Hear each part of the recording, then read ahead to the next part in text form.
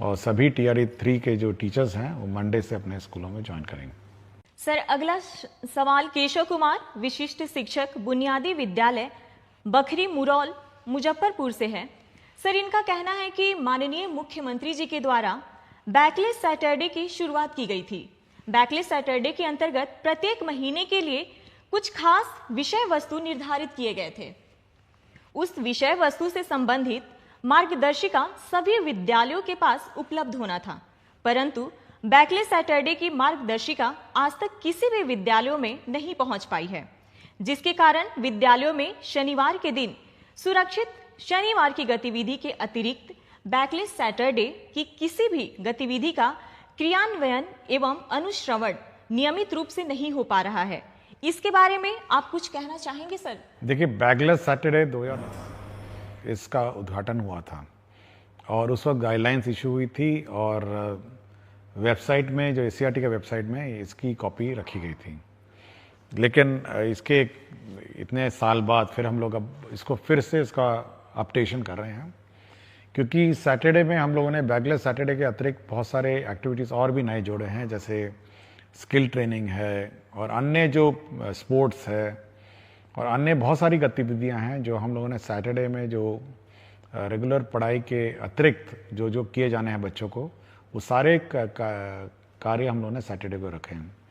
हम लोग उसको घंटावार भी उसको निर्धारित कर रहे हैं और अब बैकलेस सैटरडे का जो नया करिकुलम है वो अगले हम लोग कोशिश करेंगे कि अगले 10-15 दिनों में एक रिवाइज करिकुलम हम लोग इशू करेंगे और ये वेबसाइट में देखा जा सकता है और हम लोग पीडीएफ में भी इसको सर्कुलेट करेंगे।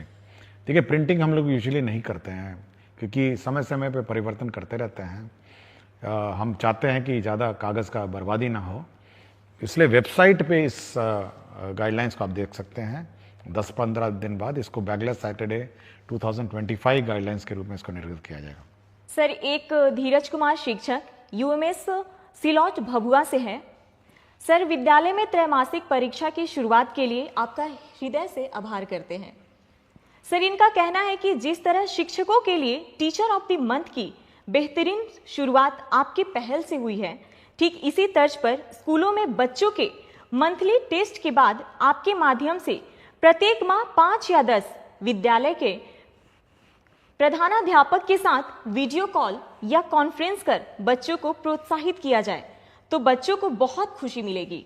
प्रधानाध्यापक प्रशस्ति पत्र देते हुए स्कूल के नोटिस बोर्ड पर चयनित बच्चे का नाम प्रदर्शित करते हैं, इससे विद्यालयों का मनोबल बढ़ेगा। देखिए, हम लोग जो टीचर्स ऑफ द मंथ है वो हर महीने हम लोग इवैल्यूएशन करते हैं और हर महीने हम टीचर्स ऑफ द मंथ का हम लोग सर्टिफिकेट इशू करते हैं और हम लोग यह भी कोशिश कर रहे हैं कि टीचर ऑफ द मंथ के जो टीचर्स हैं उनके साथ वीडियो कॉलिंग करके, वीडियो कॉन्फ्रेंसिंग करके हम उनसे फीडबैक लेंगे। हम लोग ये व्यवस्था शुरू करने वाले हैं और जहाँ तक स्टूडेंट्स की बात है, हमारी ये उम्मीद है और आशा है कि जो स्टूडेंट्स हैं उनका जो परीक्षा का रिजल्ट है या परीक्षा में जो मार्क्स आता है और उनके जो स्कूल में उनका टर्नआउट है, यूनिफॉर्म है, डिसिप्लिन है, उसके आधार पर स्टूडेंट ऑफ द वीक वो अपने नोटिस बोर्ड में डिस्प्ले करें। ये हम लोग चाहते हैं और ये अच्छा सुझाव है। हम लोग इस संबंध में गाइडलाइन जारी करेंगे कि student of the week display करेंगे और उस बच्चे को उस सप्ताह के लिए बैच भी उपलब्ध कराएंगे स्टूडेंट ऑफ द वीक। और ये सुझाव के आधार पर हम लोग अब आगे की कार्रवाई करेंगे और मैं इनको धन्यवाद देता हूं कि स्टूडेंट के संबंध में इन्होंने जो सुझाव दिया। सर, अगला सवाल कुमारी निधि, नया प्राथमिक विद्यालय सुहागी किशनगंज से हैं। इनका कहना है कि मेरे विद्यालय में बाउंड्री नहीं है, जिस कारण आवारा पशुओं का डर बना रहता है। सर, विद्यालयों में बाउंड्री बनाने के लिए विभाग कुछ सोच रहा है क्या? देखिए, हमने 2 दिन पहले गाइडलाइंस हम लोगों ने इशू की है, जिसमें सभी हेडमास्टर से हम लोगों ने मांगा है कि आपको विद्यालय में क्या चाहिए। उसमें हम लोगों ने बाउंड्री की लंबाई कितनी टूटी हुई है, कितना ऊंचा करना है और कितना बाउंड्री बनाना है, यह भी मांगा है। और हम लोग मई महीने में इस पूरे राज्य में जितने भी स्कूल्स हैं उनके बाउंड्री का सैंक्शन कर देंगे, उसके एडिशनल क्लासरूम का सैंक्शन कर देंगे, टॉयलेट्स का कर देंगे और इसके लेबॉर्ट्रीज, लाइब्रेरी, जो भी बिल्डिंग है वो सब कर देंगे। और साथ ही साथ हम लोग ने फर्नीचर का शॉर्टेज है उसको भी हम लोग पूरा कर देंगे। तो ये सारा सैंक्शनिंग जो है, जो सैंक्शनिंग जो स्वीकृति है, वो हम लोग ने टारगेट किया मई फर्स्ट वीक में। उसके बाद इसकी आपूर्ति की प्रक्रिया जून, जुलाई, अगस्त तक ये हम लोग का लक्ष्य है कि जुलाई से पहले ही कम से कम सारी चीज़ें बन जाए। सर, एक आशीष कुमार गौतम जी हैं, विद्यालय अध्यापक, उच्च माध्यमिक विद्यालय माधोपुर, मनेर, पटना से। सर, ये कहते हैं कि बिहार बोर्ड 10वीं और 12वीं का परिणाम देश भर में सबसे पहले जारी कर एक कीर्तिमान बनाता है, लेकिन 10वीं के रिजल्ट के एक महीने बाद 11वीं में प्रवेश प्रक्रिया शुरू किया जाता है, जो लगभग जुलाई तक चलता है, जिस कारण बच्चे काफी समय विद्यालय से दूर रहते हैं। सर, जिस तरीके से शिक्षा विभाग कक्षा 1 के लिए नामांकन अभियान चलाती है, क्या उस तरीके की कोई ऐसी व्यवस्था हो सकती है जिससे मार्च में परिणाम प्रकाशित होने के तुरंत बाद 11वीं के प्रवेश प्रक्रिया शुरू कर अप्रैल द्वितीय सप्ताह से कक्षा आरंभ किया जा सके तथा पूरी प्रवेश प्रक्रिया अप्रैल अंत तक समाप्त किया जा सके? देखिए, हम लोगों ने अभी हम लोग ने डायरेक्टर सेकेंडरी को यह निर्देश दिया है कि वे गाइडलाइंस निकालेंगे और जितने भी 10th पास हैं वो प्रोविजनली एडमिट हो जाएंगे 11th क्लास में उनके अपने पंचायत में, क्योंकि हर पंचायत में अब हाई स्कूल है। तो प्रोविजनली सभी को एडमिशन करके क्लासेस स्टार्ट करने का मैंने निर्देश दिया है। हम लोग मंडे से मॉनिटरिंग करेंगे कि कितने बच्चों ने 11th ज्वाइन किया है और उनकी कक्षा मंडे ट्यूसडे, हो सकता है 2-3 दिन लेट हो जाए, लेकिन अगले सप्ताह से सभी 11th क्लास के बच्चों का क्लास शुरू करना है। यदि किसी बच्चे को कोई और स्कूल स्थानांतरण करना है या टीसी लेके किसी अन्य स्कूल में दाखिला करना है तो उसकी प्रक्रिया अलग है, किंतु प्रोविजनली सभी लोग अब 11th क्लास जो है अपने ही पंचायत में इमीडिएटली अगला सप्ताह ज्वाइन करें और अपने क्लासेस शुरू करेंगे।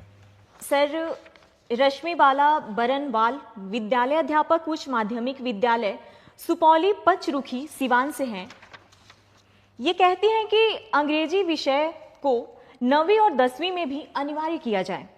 इन स्तरों पर अंग्रेजी सीखने और अध्ययन करने के लिए छात्रों को आकर्षित करना कठिन है, जिसके कारण उच्चतर माध्यमिक स्तर पर अंग्रेजी में खराब प्रदर्शन होता है, क्योंकि उन्हें अंग्रेजी समझने में वास्तविक कठिनाई का सामना करना पड़ता है, जो पहले से ही दूसरी भाषा है और उन्होंने इस कक्षा 10 तक गंभीरता से नहीं सीखा है।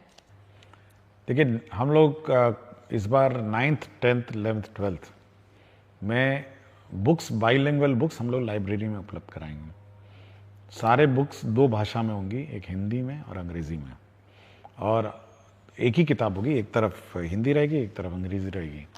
हमारी कोशिश है कि जो बच्चे हैं वो जब हिंदी पढ़ रहे होंगे उसका अंग्रेजी रूपांतर भी साथ ही साथ पढ़ेंगे, और हम लोग अच्छी संख्या में उपलब्ध कराएंगे किताबें, और कोशिश करते हैं कि बच्चे 9th, 10th, 11th, 12th जो हैं वो दोनों भाषाओं में पढ़ें, और धीरे धीरे वो माइग्रेट करेंगे और अंग्रेज़ी के टेक्स्ट को समझने की कोशिश करेंगे, ताकि हायर एजुकेशन में जो भाषा में वो हायर एजुकेशन प्राप्त करना चाहते हैं उसमें उनको सहूलियत मिले।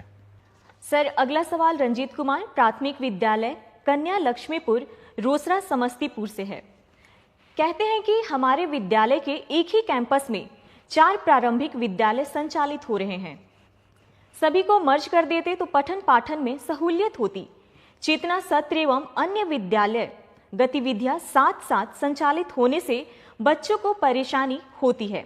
इसके संबंध में कुछ कहना चाहेंगे? देखिए, हम लोग बहुत स्पष्ट डीओस को कह चुके हैं कि जो स्कूल्स आपके एक ही परिसर में हैं उसको आप मर्ज करिए और सभी पठन पाठन कार्यक्रम इंटीग्रेटेड चलाइए।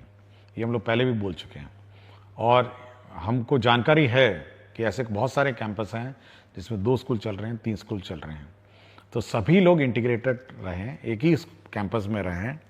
अब ये संभवतः 3 हेडमास्टर होंगे, तो वो हेडमास्टर अपना अलग करना चाह रहे हैं, दूसरा हेडमास्टर अपना अलग करना चाह रहे हैं, तीसरा हेडमास्टर अलग करना चाह रहे हैं। तो हम लोग कोशिश करेंगे कि सभी को मर्ज करके एक ही यूनिट बने, एक ही तरह चेतना सत्र बने और एक ही तरह सभी कार्रवाई करें। हम लोग नहीं चाहते हैं कि एक ही कैंपस में 3 स्कूल अपने अलग अलग चलते रहें। सर, एक नीलमणि प्रताप शाही उच्च मध्य विद्यालय कुड़रा हाथा हथुआ गोपालगंज से हैं। ये कहते हैं कि ई लॉट्स शिक्षकों और अभिभावकों के लिए एक ई लाइब्रेरी है जिसमें कक्षा 1 से 12 तक के सभी पाठ्य पुस्तक उपलब्ध हैं, परंतु वर्तमान समय में यह प्ले स्टोर में उपलब्ध नहीं है। क्या इसे दोबारा हम शिक्षकों के लिए उपलब्ध करवाया जा सकता है? देखिए, इसको हम लोग रिवाइज कर रहे हैं और नेक्स्ट वीक से ये ऑन हो जाएगा। मुझे जानकारी देने के लिए मैं इनको धन्यवाद देता हूँ। मैंने जस्ट रिव्यू किया था, जब प्रश्न आया था मैंने इसकी समीक्षा की थी और अब हम लोग पूर्ण रूप से इसको SCERT जो हमारा रिसोर्स सेंटर है उसको मैंने जवाब दे दी है और अगला सप्ताह से ये रिवाइज्ड कंटेंट पोस्ट करेंगे और अगला सप्ताह से ये लोग आप लोग इस वेबसाइट को देख पाएंगे जहाँ पर ई कंटेंट आप प्राप्त कर सकें। सर, अगला सवाल शम्स आलम मध्य विद्यालय बैजा बिघा कुटुंबा औरंगाबाद बिहार से है। कहते हैं SCS सिद्धार्थ सर को मेरा प्रेम भरा नमस्कार। महाशय, शिक्षा की बात हर शनिवार कार्यक्रम आयोजित होने से काफी ज्यादा शिक्षक एवं छात्र लाभान्वित हो रहे हैं। सर, मेरा एक प्रश्न है कि शिक्षा विभाग मुफ्त पुस्तक वितरण करवा रही है, ये बहुत अच्छी पहल है, परंतु पुस्तक का जो पन्ना होता है वह छोटे बच्चे बहुत आसानी से फाड़ देते हैं। तो क्या शिक्षा विभाग प्राथमिक विद्यालय के बच्चों के लिए प्लास्टिक कोडेड पुस्तक वितरण करवा सकती है? इससे पूरे सत्र बच्चे के पास पुस्तक रह सकता है। देखिए, प्लास्टिक से तो दूर ही रहें और प्लास्टिक कोटेड किताबें पर्यावरण के लिए ठीक नहीं हैं और यह भी सीख है, बच्चों को सिखाना ज़रूरी है कि किताब नहीं फाड़ें। यह भी एक सीख है जो बच्चों को दी जानी चाहिए। बच्चे संभाल के अपनी किताबें रखें, सरकार बड़ी मुश्किल से प्रिंट करके देती है, तो धीरे धीरे बच्चे सीख लेंगे। जब फाड़ेगा तो उसको लगेगा कि नहीं, अगली बार नहीं फाड़ना चाहिए, तो यह भी एक सीख ही समझिए। तो प्लास्टिक कोटेड किताबें, मेरा विचार है कि एक तो महंगी बहुत हैं, पेपर भी बहुत महंगा है और पर्यावरण के दृष्टिकोण से और एनवायरनमेंट दृष्टिकोण से प्लास्टिक कोटेड किताबों से थोड़ा हम लोग को बचना चाहिए। हम लोग एनवायरनमेंट फ्रेंडली और एनवायरनमेंट कंपैटिबल किताबें देते हैं और धीरे धीरे सीख जाएंगे। मतलब कम से कम किताब तक आकर उसको अध्ययन करना या उसके साथ उसको फाड़ना, ये सब लर्निंग प्रोसेस की एक प्रक्रिया है और मैं सोचता हूँ कि बच्चे को जिसमें खुशी है वही करे। सर, आखिरी सवाल अभिषेक कुमार पांडे उच्च मध्य विद्यालय दर्शन गोविंदपुर नवादा से है। ये कहते हैं कि महोदय, मुझे आपका कार्यक्रम बहुत अच्छा लगता है कि आप हर शनिवार को आप शिक्षकों से जुड़ी समस्याओं का समाधान करते हैं, जो काफ़ी सराहनीय है। मेरा आज का प्रश्न है कि जो शिक्षक शिक्षिका BPSC से ज्वाइन किए हैं, क्या उनको भी मेडिकल व मातृत्व राशि दे होगा? अगर नहीं होगा तो उनके लिए अपने बच्चों का पालन पोषण करना मुश्किल होगा। विभाग इसके बारे में क्या सोचती है? देखिए, विभाग ने बहुत स्पष्ट किया कि मेडिकल लीव जो किसी को मेडिकल लीव है उसको दे है और दूसरा है कि जो मैटरनिटी लीव है, जो मैटरनिटी लीव स्टैंडर्ड है, ये दोनों दे हैं। तो मैं बहुत बार मुझे शिकायत भी आती है, लोग मुझे कॉल करके पूछते भी हैं, कुछ लोग अपना फ़ोटो भी भेज देते हैं कि देखिए हम बीमार पड़े हैं अस्पताल में, कोई छुट्टी नहीं मिली है।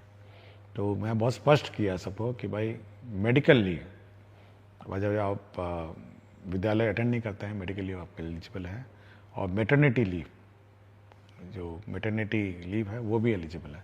इस संबंध में स्पष्ट गाइडलाइंस हम लोग निकाल देंगे, तो ये दोनों गाइडलाइन मिल जाएंगे और मेरा विचार है जो हेडमास्टर हैं इस संबंध में थोड़ा ध्यान दें और सेंसिटिव हों, महिला टीचर विशेषकर, जिनको मैटरनिटी लीव की आवश्यकता है, तो चाहे कितनी भी छोटी सेवा हो, ये उनको दे होगी। बहुत बहुत धन्यवाद सर। अगले सप्ताह फिर से मुलाकात होगी शिक्षा की बात हर शनिवार के नए अंक के साथ। धन्यवाद।